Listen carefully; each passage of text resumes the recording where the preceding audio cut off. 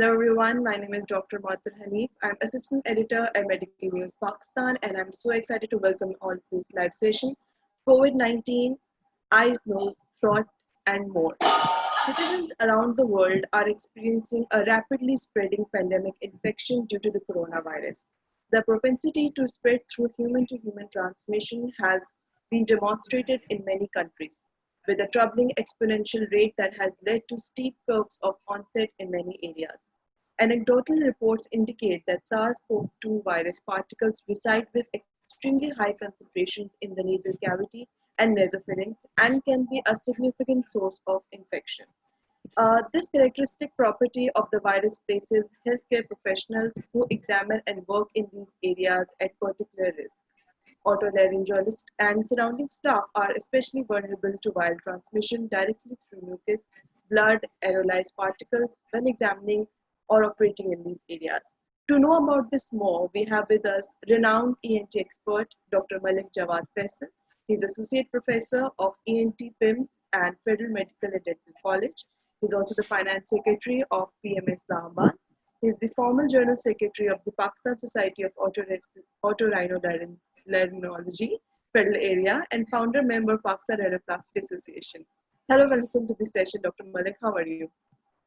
I am good, thank you very much, and thank you for nice and comprehensive introduction. बिल्कुल sir sir मेरा obviously सबसे पहला सवाल तो आपसे सर यही है कि जैसे हम सब जानते हैं कि ईएनटी स्पेशलिस्ट जो है वो सबसे ज़्यादा प्रोन होते हैं वायरल ट्रांसमिशन के, तो सर क्या गाइडलाइंस जो है वो सब आप रिकमेंड करेंगे? हाँ गुड जी, क्योंकि ईएनटी स्पेशलिस्ट जो है ये ईयर नोज और थ्रोट पे काम कर रहे होते हैं, और सार्स कोविड-19 जो है ये हमें पता है कि ये एरोसोल जनरेटिंग प्रोसीजर जितने भी हैं जिनमें सांस के रास्ते में आपका इंट्रोडक्शन है या खाने के रास्ते में इंट्रोडक्शन है, तो उससे ट्रांसमिट होता है। जितने भी ईएनटी स्पेशलिस्ट हैं ये सारे बहुत ज्यादा प्रोन हैं इस वायरस को कॉन्ट्रैक्ट करने के लिए।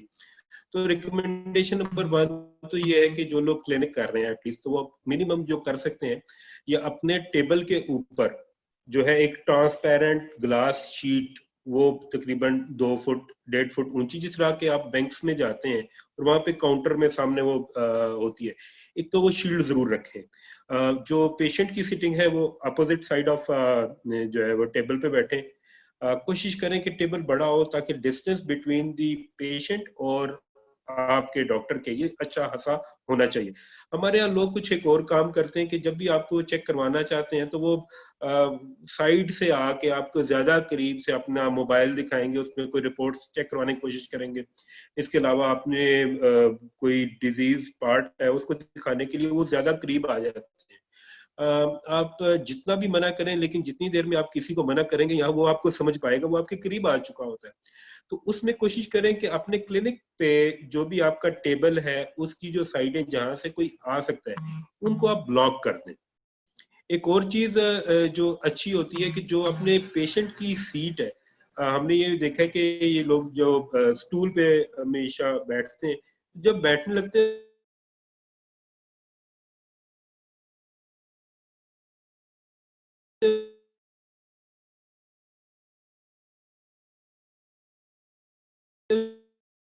के आगे आपने क्या है पेशेंट का, उसको आप दूसरे अपोजिट कॉर्नर पे बांध दें। यानी कि जिस तरह मैं आपको बताऊं कि this is my table for example, और मैं इधर बैठा हूं, तो पेशेंट अमूमन इस किनारे पे होता है, अमूमन इस किनारे पे होता है, यहाँ पे बैठा होता है। तो आपने इस किनारे पे नहीं आप करना है, आपने उस किनारे पे चले जाना है, इस वाले किनारे पे जो कि आपके कॉर्नर पे है, यानी कि उस किनारे पे आपने पेशेंट का स्टूल और उसको आप जो है यूं करें कि बांध लें। स्टूल का जो नीचे टांगे होती हैं उसको आपने टेबल के साथ बांध दें ताकि स्टूल जो है वो बंदा घसीट नहीं सके, ज्यादा करीब नहीं आए। दरमियान में एक शील्ड रखें, वरना फेस शील्ड इस्तेमाल करें।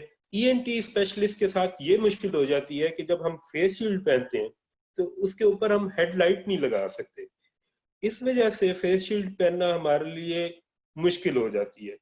आप थ्रोट का एग्जामिन करें, दूर से पेशेंट को बोलें कि मुंह खोले। अमूमन नॉर्मल प्रैक्टिस ये होती है कि टंग डिप्रेसर हमारे हाथ में होता है, हम पेशेंट का जुबान उसे डिप्रेस करके पीछे से टॉन्सिल्स को या पोस्टीरियर फेरेंजियल वाल को देखना होता है, एग्जामिन करना होता है। तो यूजुअली हम अपने हाथ से टंग डिप्रेसर की मदद से पेशेंट के मुंह को कराते हैं। ऐसे में गाइडलाइन ये है कि आप पेशेंट को टंग डिप्रेसर उसके हाथ में पकड़ा दें और उसके बोले कि मुंह खोल के अपनी जुबान को नीचे से प्रेस करें, और डॉक्टर जो है वो दूर से खड़ा होके उस पर हेडलाइट डाले। अगेन, क्योंकि आप हेडलाइट जो है वो फेस शील्ड के साथ नहीं पहन सकते, तो आपको अडॉप्ट ये मॉडिफिकेशन करनी पड़ेगी कि आपने टेबल के ऊपर ग्लास की या प्लास्टिक की एक ट्रांसपेरेंट शीट है जो 4 mm की मिलती है, वो आप स्टैंड के साथ लगवा लें और पेशेंट को अपोजिट साइड पे बिठाएं। गला देखने के लिए जो बहुत डेंजरस पार्ट है, वो जो है पेशेंट को बोले को अपने हाथ से टंग को डिप्रेस करें और दूर से एग्जामिन करें।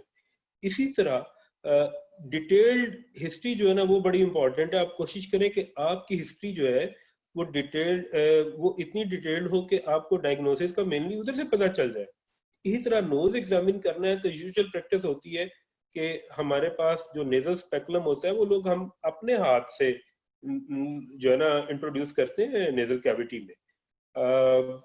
इन दैट केस अगर तो आपको करना ही पड़ता है तो आपने ग्लव्स पहनने, लेकिन रिकमेंडेशन ये है कि अवलीन को कोशिश हो कि पेशेंट को बोलें कि खुद पीछे खड़े होके अपने हाथ की मदद से, अंगूठे की मदद से नेस्ट्रल को लिफ्ट करे ताकि आपको एग्जामिन जो है वो नजर आ जाए। मतलब उसमें डॉक्टर को चाहिए कि वो उसको टच नहीं करे, क्योंकि जब आप टच करेंगे तो देर आर पॉसिबिलिटी या इधर आप उसे बीमारी दे देंगे या पेशेंट आपको दे देगा। बहुत सूरतों में ये एक नुकसान दे, तो इस चीज को हम अवॉइड कर सकते हैं। ईयर का एग्जामिन रह गया। ईयर के एग्जामिन के लिए रिकमेंडेशन ये है कि अगर हेडलाइट्स, कोशिश करें हेडलाइट से देखें, दूर से वो नजर आ जाता है। अगर नहीं है तो फिर आपने फेस शील्ड पहननी है, हेडलाइट उतारनी है, फेस शील्ड पहननी है। ऑटोस्कोप आपके हाथ में होगा, जो कि पेन टाइप ऑटोस्कोप आजकल मिलते हैं। तो इनके साथ जो आगे टिप्स हैं इनकी डिस्पोजेबल भी मिल जाती है। यूज डिस्पोजेबल टिप्स, और वो आप एग्जामिन करें लेकिन थ्रू फेस शील्ड, क्योंकि उसमें आपको थोड़ा सा पेशेंट के करीब आना पड़ता है। तो ये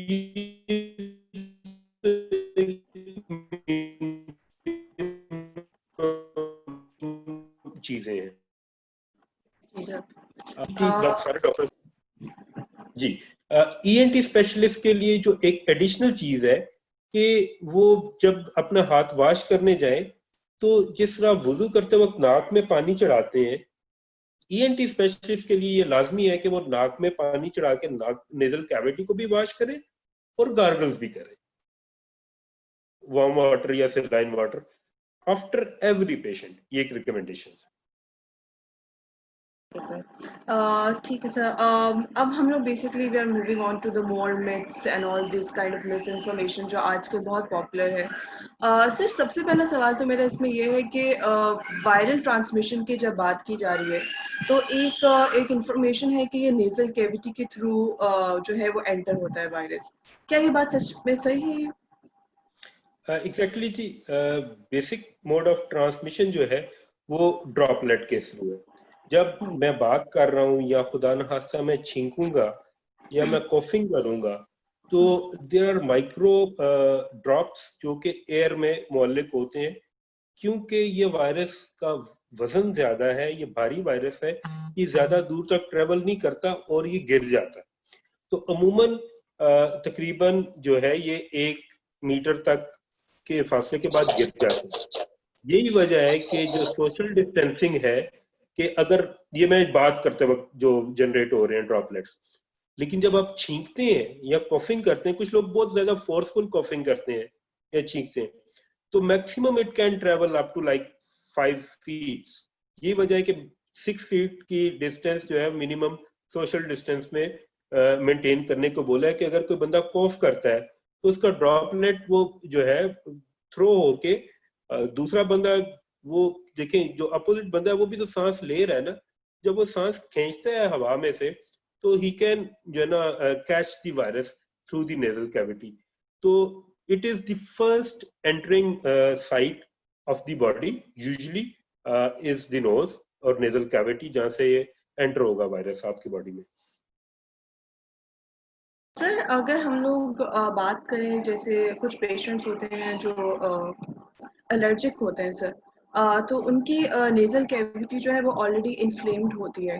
तो सर क्या वो जो पेशेंट्स हैं जो एलर्जिक हैं या जिनको कोई ऐसी सिचुएशन है, वो ज़्यादा प्रोन होते हैं कोविड-19 को कॉन्ट्रैक्ट करने के? Exactly, this is very important question. इसमें 2-3 वजूहात हैं। एक तो ये है कि जब कभी भी पेशेंट जो कि जिससे कोई और बीमारी है, स्पेशली एलर्जिक राइनाइटिस है या ब्रोंकियल अस्थमा है, एलर्जिक राइनाइटिस में तो नाक की जो म्यूकोजा है वो इटसेल्फ डैमेज हुई होती है, तो उसका जो एक प्रोटेक्टिव फंक्शन है वो खत्म हुआ होता है। तो वो लोग में जो अमूमन क्या होता है कि वायरस जब आता है तो नेजल म्यूकोजा में और नेजोफेरिंक्स में कुछ अरसा ठहरता है और वहां से फिर वो डिसेमिनेट होता है थ्रू द अपर रेस्पिरेटरी और फिर ब्लड में जाता है। तो अगर एलर्जिक राइनाइटिस है और नेजल म्यूकोजा की जो एपिथेलियम है ये डैमेज्ड है, जो कि डैमेज होती है, तो ये बैरियर नहीं है आपके पास प्रोटेक्टिव, तो it can directly enter into the mucosa and hence in the blood stream और ये जल्दी डिसमिनेट हो सकता है। वरना अमूमन ये हमारे यहाँ 80% लोग जो कहते हैं कि एसिम्प्टोमेटिक हैं, उनका ये होता ये है कि वायरस आया नेजल कैविटी में या नेजोफेरिंक्स में कुछ अरसे के लिए बैठा, जब गले की और नाक की जो सिक्रीशन इनमें इम्यूनोग्लोबुलिन्स हैं, इन्होंने वायरस के अगेंस्ट काम किया और वायरस मार भी दिया और वो आपका सिस्टमेटिक वो फैला नहीं और ये वजह के बगैर सिम्टम्स के भी मामला खत्म हो जाते हैं। एलर्जिक राइनाइटिस या किसी किस्म की और एलर्जी, इसमें एक तो इम्यून कॉम्प्रोमाइज होता है, बंदा ऑलरेडी कमजोर होता है, प्लस वो कोविड को एज कोविड मतलब अगर कोई इनिशियल सिम्टम्स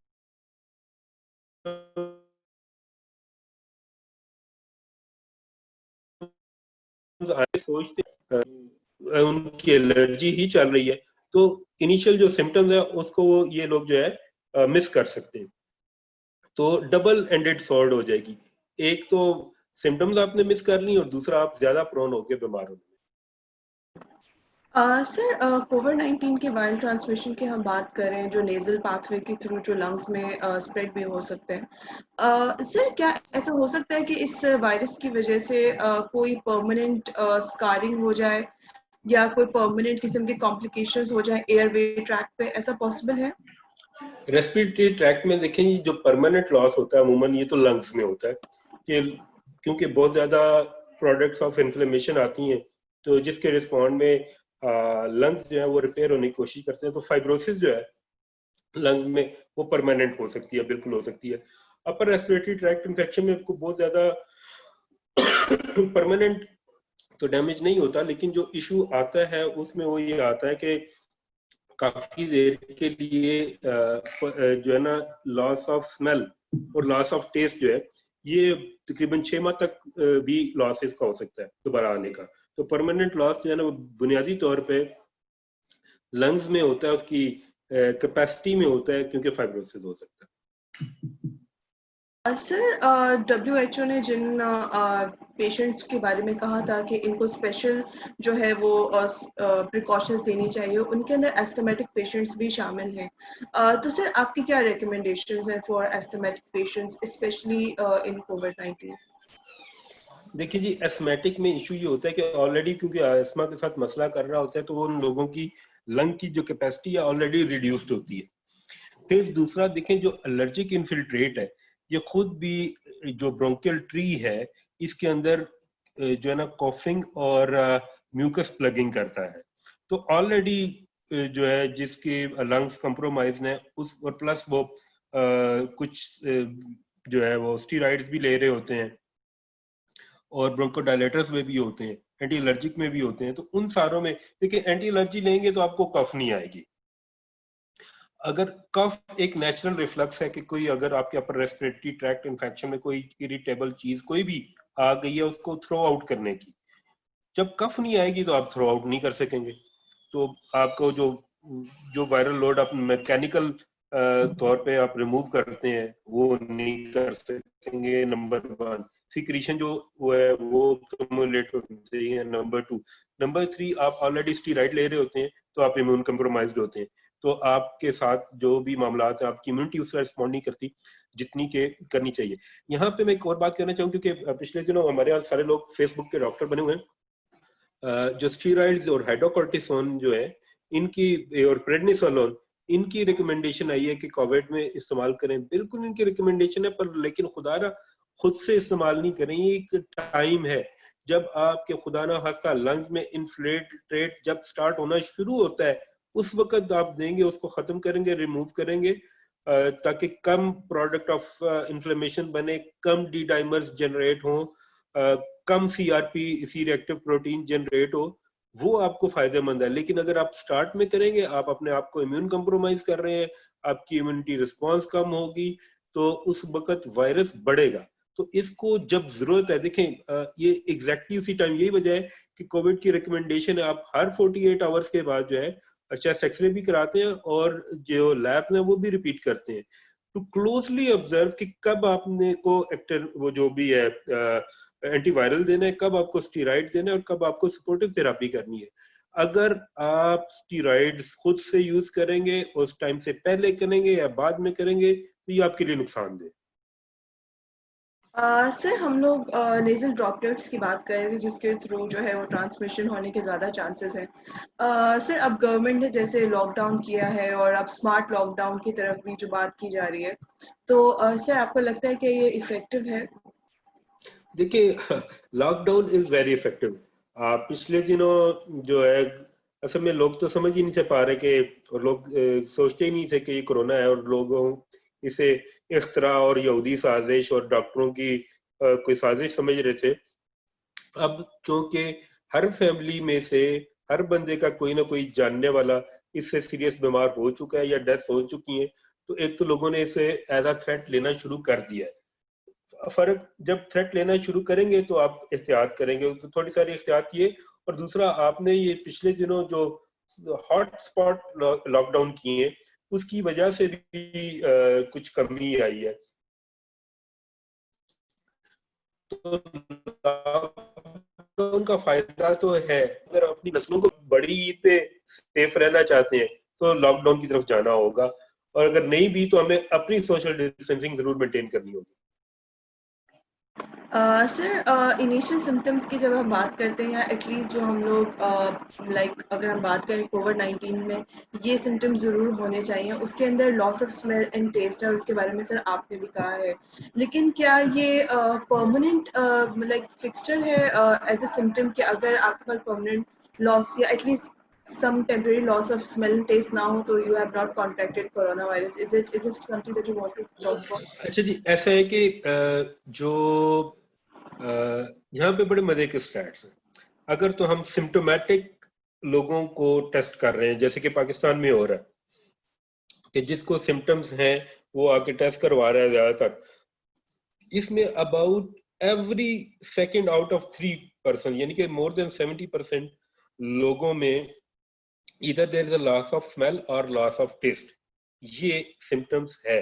देखिए 3 सिम्टम्स है बुनियादी तौर पे फीवर के अलावा जिससे लोग आते हैं, इधर it is coughing and shortness of breath और लॉस ऑफ स्मेल और टेस्ट, या डायरियल सिम्टम्स है।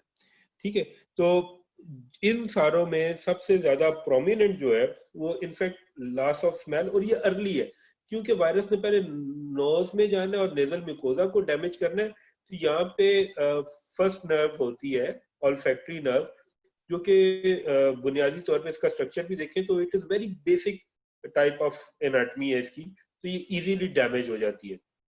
वंस इट इज डैमेज तो कुछ हफ्तों से लेके मैंने बताया ये 6 माह तक जो है वो लॉस ऑफ स्मेल और लॉस ऑफ टेस्ट हो सकता है। लेकिन क्योंकि जो ऑल्फैक्टरी नर्व है स्मेल वाली, ये जल्दी डैमेज होती है, ये जल्दी रिटर्न हो सकती है। अगर टेस्ट जो है वो लॉस हुआ है तो उसको अमूमन ये ज्यादा देर तक वापस नहीं आता, लेकिन 6 मंथ तक ये किसी ना किसी हद तक वापस आ जाता है। ओकेजनली टेस्ट आएगा, फिर बैड टेस्ट आएगा और उसके बाद टेस्ट ठीक होना शुरू होगा। तीसरा जो लॉस ऑफ स्मेल है, ये किसी भी वायरस में या इन्फ्लेमेटरी डिजीज में जा सकती है, और कोविड के साथ भी इसकी एसोसिएशन है। लेकिन जब ये रिस्टोर होती है तो पहले कभी स्मेल आती है और कभी नहीं आती, उसके बाद बैड स्मेल शुरू हो जाती है।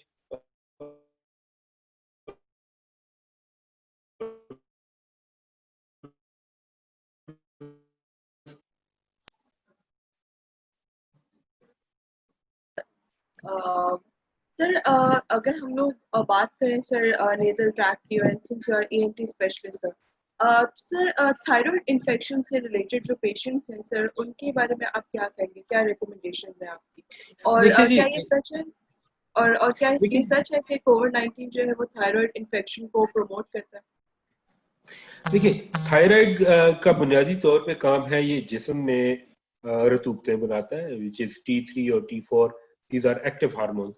और इन हार्मोन्स का काम जो है एज अ कैटालिस्ट काम करना, यानी कि जितने भी बॉडी में एक्शंस, केमिकल एक्शंस हो रहे हैं, उन सारों में ये एज अ कैटालिस्ट काम करता है। तो यूजुअली जब हाइपरथायराइडिज्म होता है तो जिस्म के सारे रिएक्शंस तेज हो जाते हैं, टेम्परेचर तेज होगा, ब्लड प्रेशर ज्यादा हो जाएगा, पल्स ज्यादा होगी, हार्ट रेट ज्यादा होगा, गुस्सा ज्यादा आएगा, भूख ज्यादा लगेगी, कॉन्स्टिपेशन। और ये ऐसी सिचुएशन में जब ऑलरेडी बंदा टेकिकार्डिक है और टेम्परेचर ज्यादा है और प्लस उसको अगर सार्स कोविड होता है, तो अगेन आपकी सिम्टम्स जो है ना इंटरमिंगल्ड मिक्स है। यू कैन, एक तो ये है कि आप इसको, हो सकता है कि आप इसे थायराइड की बीमारी समझते रहे और कोविड की तरफ आप तवज्जो ही ना दें, तो ये बड़ा डेंजरस हो सकता है। बाकी इम्यून कंप्रोमाइज बंदा अगर कहीं पे भी है, किसी भी सूरत में, वो डायबिटिक हो सकता है, एस्थमेटिक हो सकता है, वो किडनी की डिजीज वाला हो सकता है, वो लिवर डिजीज वाला हो सकता है, वो हाइपर या हाइपोथायराइड वाला हो सकता है, तो इन सारों को में जो कोविड है वो अपने सिम्टम्स ज्यादा अग्रेसिव देता है, प्लस बॉडी की डिफेंस सिस्टम उसके साथ कॉम्बैट नहीं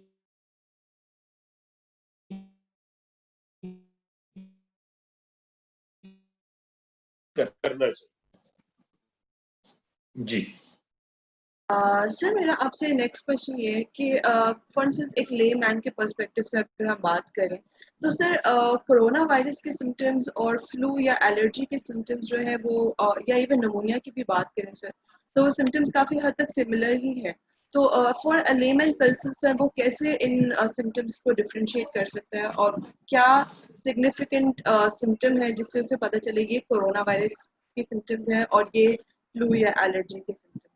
अच्छा जी, मैं आपको बताता हूँ। जो एलर्जी है इसमें यूजली नाक से पानी बहना, आंखों का रेड होना, आंखों से पानी बहना सीजन रिलेटेड होती है, ट्रिगर होती है परफ्यूम से, धुएं से, डस्ट से, किसी स्मेल से, या किसी पेट की वजह से। ये इन लोगों को अमूमन पता होता है, सीजन बाउंड होती है। इसमें बाकी सारे सिम्टम्स तो होते हैं, लेकिन इसमें यूजली जो है फीवर नहीं होता। और एलर्जी में हमेशा नाक की कभी एक साइड बंद, कभी दूसरी साइड बंद, और कभी दोनों बंद, ऐसे चलती है।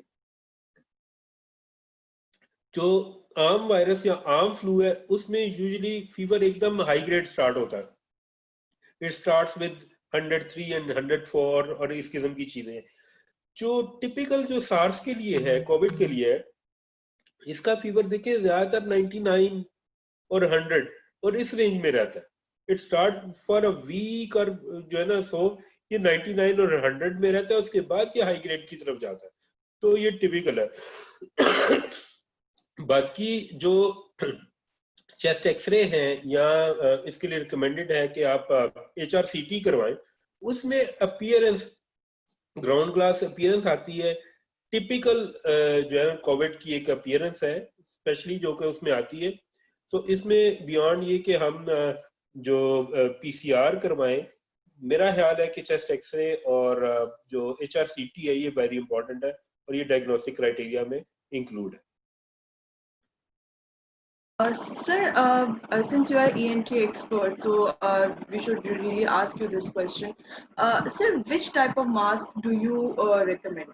Because अब market में sir बहुत सारी variety आ गई है, और everyone promises to be better than the other. Which mask do you prefer? अच्छा जी, देखिए मास्क कौन से बंदे को जरूरत है? जो बंदे डायरेक्ट किसी बीमार लोगों के साथ इन कांटेक्ट हैं या क्लोज कांटेक्ट में हैं, वो तो यूज करें N95 या FFP3 मास्क, जो कि प्रॉपर FFP3 रिकमेंडेड कंपनी का, हर एक कंपनी का ना लें। क्योंकि मैं KN95 या N95 देता हूँ, और इवन हमें कुछ ऑर्गेनाइजेशन भी प्रोवाइड कर रही हैं जो कि ओरिजिनल में KN95 नहीं है. We recommend without filter, without respirator, FFP3 N95 mask जो क्लोज कांटेक्ट में है इन्फेक्टेड लोगों के साथ. जैसे कि अगर आपने ENT में काम करना है,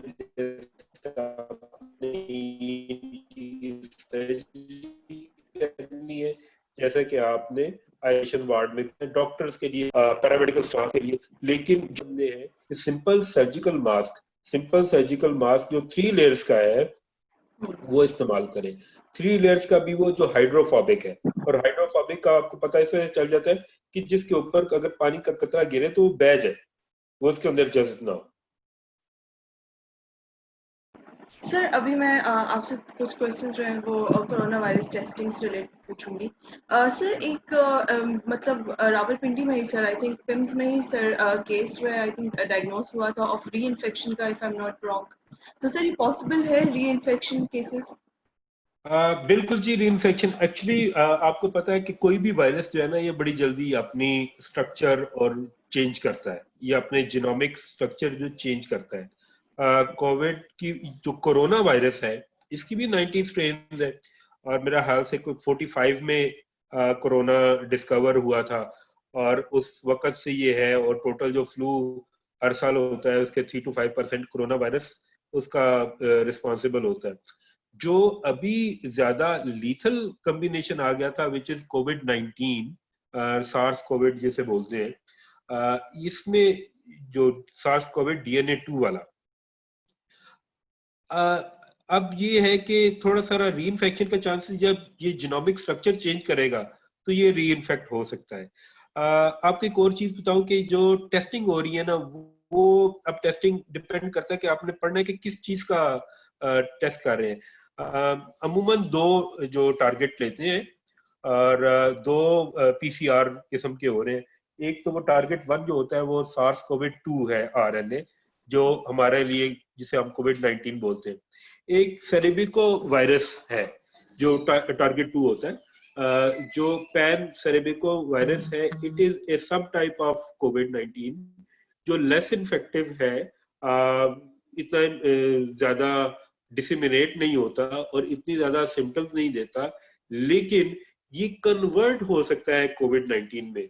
तो अमूमन अगर इससे कोई बंदा ठीक हो गया है, यानी कि पहले पॉजिटिव आया और फिर नेगेटिव आया, उसके भी ये 72 आवर्स के बाद तक, ये जो मैं पैन सर्बिको वायरस कह रहा हूँ, ये दोबारा चेंज होके कोविड-19 में कन्वर्ट हो सकता है. और जो बंदा ऑलरेडी रिकवर हुआ है 15 डेज या उसके बाद अगर दूसरी स्ट्रेन कोई इसकी जीनोमिक स्ट्रक्चर चेंज करके आ रही है, तो थ्योरेटिकली इट इज पॉसिबल कि बंदा री इन्फेक्ट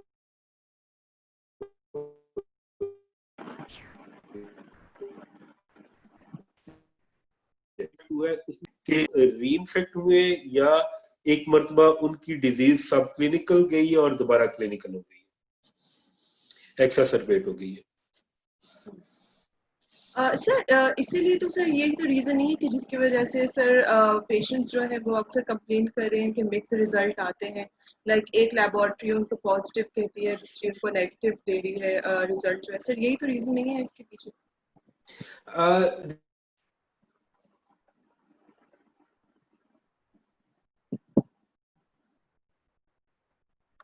चीजें समझ आता है.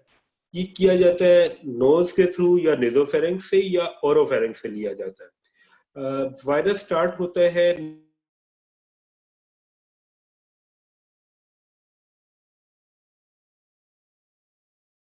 कैविटी से जाके. तो अमूमन तो देखें आप, ENT वाले ये टेस्ट नहीं ले रहे, ये टेस्ट ले रहे हैं लेबोरेटरीज वाले, क्योंकि उनको नाक की एनाटॉमी का नहीं पता. तो मोस्ट ऑफ द टाइम वो नेजोफेरेंक्स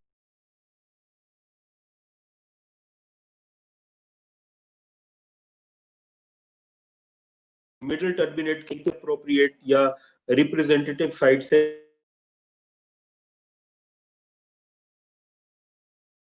असल में बने रिप्रेजेंटेटिव साइट से अगर लेंगे तो टेस्ट की क्रेडिबिलिटी होगी. 70% 60% बल्कि भी जो जितने भी आप कोविड पीसीआर कर रहे हैं नेजोफेरिंक्स से या ओरोफेरिंक्स से,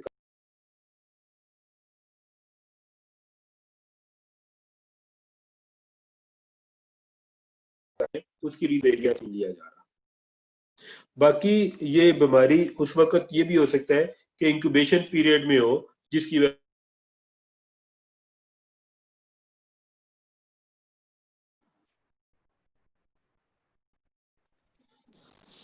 डॉक्टर मलिक, आपका जो पूरा ये आंसर था सर, वो इंटरनेट कनेक्शन की वजह से डिस्टॉर्ट हो गया था।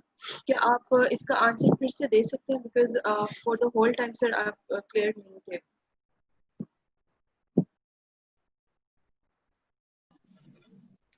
जी मोहतर, ऐसा है कि जब ये टेस्ट लेते हैं ना, ये नेजोफेरिंक्स में से लेते हैं या ओरोफेरिंक्स में से लेते हैं, तो ज्यादातर लोग क्योंकि ईएनटी स्पेशलिस्ट नहीं है जो टेस्ट ले रहे हैं और उनको नोज की एनाटॉमी का नहीं पता, तो ये रिप्रेजेंटेटिव एरिया पे नहीं पहुंच पाते और मिडल टर्बिनेट के एरिया से टेस्ट लेके भेज देते हैं।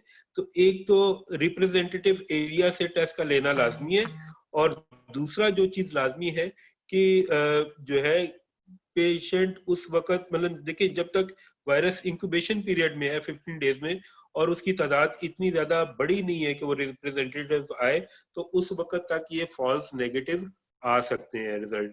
यही वजह है कि कोविड पीसीआर 60 to 70% सिर्फ जो है वो उसकी क्रेडिबिलिटी है, नॉट दी 100%। किसी भी टेस्ट को क्रेडिबल होने के लिए उसका 100% रिप्रेजेंटेटिव एरिया से लेना लाजमी है। बिल्कुल सर। सर लास्ट में sir, any message for the people who are watching us, and specially for the patients sir जो ईएनटी के पास आते हैं with their complaints, any recommendation that you have for them, and last message as well. जी जरूर, बिल्कुल। मैं लोगों से ये रिक्वेस्ट करना चाहता हूँ, सोशल डिस्टेंसिंग मेंटेन करें, खुदारा सेल्फ मेडिकेशन नहीं करें, और ये जितने भी टोटके चल रहे हैं देसी और विलायती, इंसानी जिंदगी बड़ी कीमती है और एक मर्तबा मिलती है। अपनी जिंदगी, अपनी जान पे आप एक्सपेरिमेंट नहीं करें प्लीज। अफवाहों पे और सोशल मीडिया के डॉक्टर नहीं बने। रिकमेंडेड और ऑथेंटिक डॉक्टर के पास जाएं और अर्ली सिम्टम्स के साथ जाएं ताकि आपकी बेस्ट हेल्प हो सके। Bilkul sir, thank you sir. And with that, we have reached the very end of our session. It is incumbent upon the medical community working in collaboration with the general population to do everything possible to limit the spread of the virus. The need to flatten the curve of transmission and preserve critical supplies and equipment for those who need it most necessitates the limiting care at this time to time sensitive and emergent problems and the routine use of appropriate PPE when treating patients in all age groups. Thank you, Dr. Malik, for taking time out of your busy schedule and guiding us through your experiences and sharing your valuable insights. I hope the listeners Thank you, have Dr. enjoyed. Mothar, and thank you, team Medical News. Thank you for having me. Good afternoon. I hope the listeners have also enjoyed the session as well. And thank you, everyone who are watching us today. Please continue following medical news on our social media channels for latest updates and facts about the world of medicine. And also don't forget to check our website www.medicalnewspk.com. Thank you so much and keep yourself safe. Allah Hafiz.